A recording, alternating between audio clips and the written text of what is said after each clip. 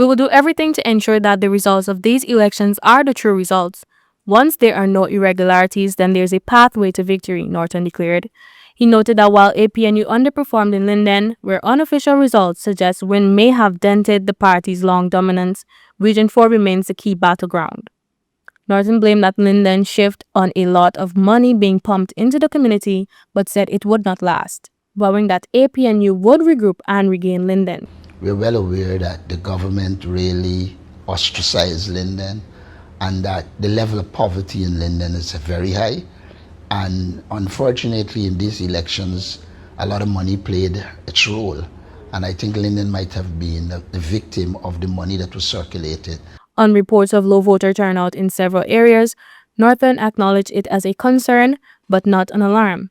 He argued that apathy stemmed from fatigue with the political process and disappointment over the absence of an APNU-AFC coalition. People were hoping for a coalition.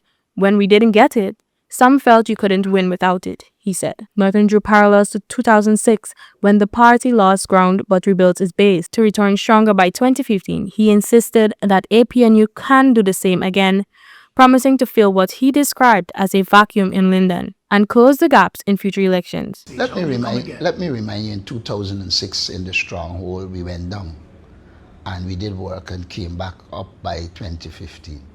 I have no doubt that we can do the work and come up. I think we created a vacuum in Linden which Wynne filled.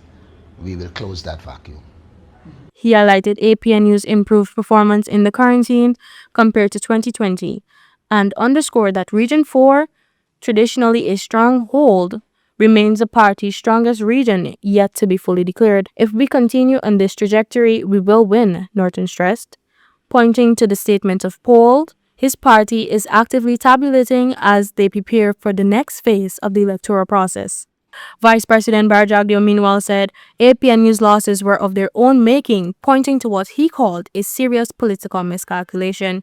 He argued that the new party Wynne has taken support away from APNU rather than damaging the PPP, leaving the opposition to confront what he described as a difficult night. Apnu will have a very difficult night.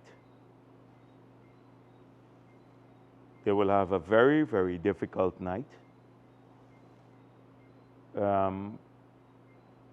Apnu supporters or traditional supporters are going to go three ways: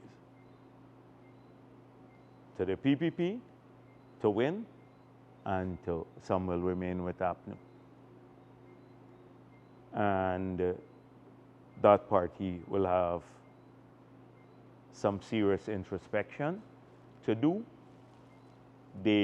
I believe, and I said this on the campaign trail, and I said this right at the press conference, that they made a serious miscalculation.